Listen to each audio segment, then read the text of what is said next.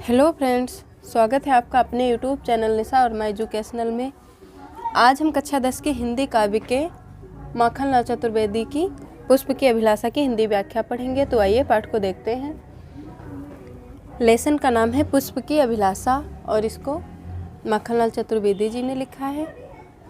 पाठ शुरू करने से पहले हम इसके बारे में थोड़ा जान लेते हैं, पढ़ लेते हैं, उसके बाद शुरू करते हैं कि इसमें कवि स्वयं को पुष्प के माध्यम से देश पर बलिदान होने की प्रेरणा दी है। मतलब स्वयं को पुष्प के माध्यम से देश पर बलिदान होने की इच्छा प्रकट की है, मतलब कामना की है। देखते हैं क्या लिखा है कि चाह नहीं मैं सुरबाला के गहनों में गूथा जाऊं, चाह नहीं प्रेमी माला में बिंद प्यारी को ललचाऊं, चाह नहीं सम्राटों के सौ पर हे हरि डाला जाऊं, चाह नहीं देवों के सिर पर चढ़ूं भाग्य पर इठलाऊं। चाह मिस क्या होता है? इच्छा या कामना।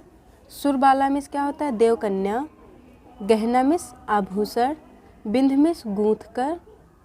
सम्राट मिस राजा या साम्राज्य का स्वामी। हरि मिस ईश्वर या भगवान। इठलाऊं मिस अभिमान करना। तो कवि स्वयं को पुष्प मानकर अपनी अभिलाषा प्रकट करते हुए कहते हैं कि चाह नहीं मैं सुरबाला के गहनों में गूथा जाऊं।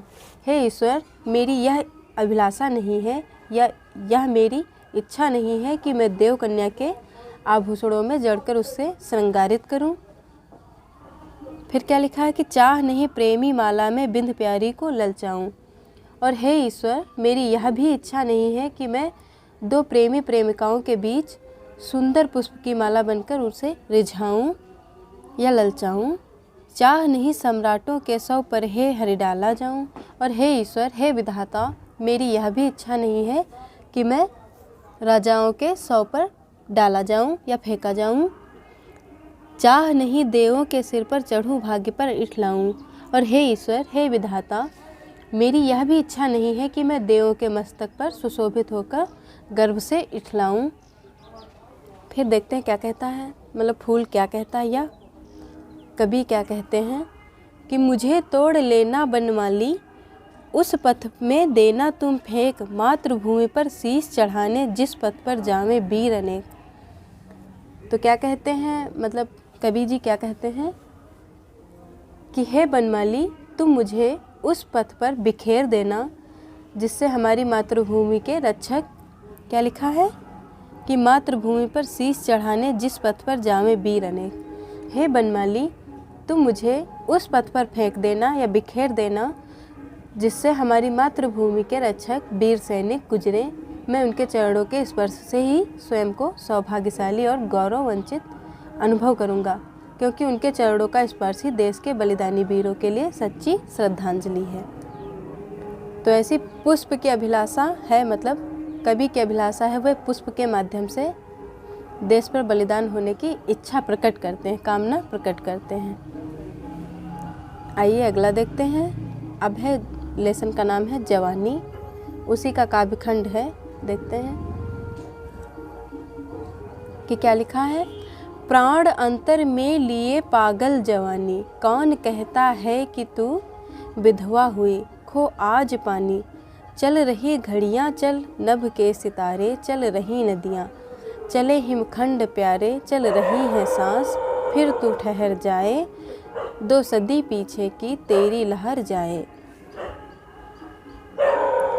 तो क्या कहते हैं कवि जी, इसके बारे में भी थोड़ा जान लेते हैं कि कवि देश के युवाओं को देश के उत्थान के कार्यों में प्रवृत्त होने की प्रेरणा दे रहे हैं। तो देखते हैं कि कवि देश युवा वर्ग को प्रेरित करते हुए कहते हैं कि हे युवा वर्ग या हे जवानों, तुम अपने अंदर जो असीम उत्साह, शक्ति और सजीव सकारात्मक प्राण तत्व को समेटे हुए हो, तुम शक्ति स्रोत हो। क्या लिखा है कि तुम शक्ति स्रोत हो। चल रही घड़ियाँ, चल रही घड़ियाँ मतलब आगे जा रही हैं घड़ियाँ और आपसे या तुमसे प्रश्न कर रही हैं। चले नभ के सितारे, क्या हो गया कि जो घड़ियाँ चल रही हैं, तुम शक्ति स्रोत हो, अपनी शक्ति को पहचानो। पुनः के स्वयं युवा वर्ग के, मतलब युवा वर्ग से प्रश्न करते हैं कि किसने तुमसे कहा कि तुम निस्तेज हो गए हो, कामहीन हो गए हो। और अपने पानी रूपी तेज को खो दिए हो, मतलब पानी रूपी पति को खो दिए हो। क्या लिखा है? विधवा हुई खो आज पानी, मतलब तुम अपने पानी रूपी तेज को खो दिए हो, मतलब पति को खो दिए हो।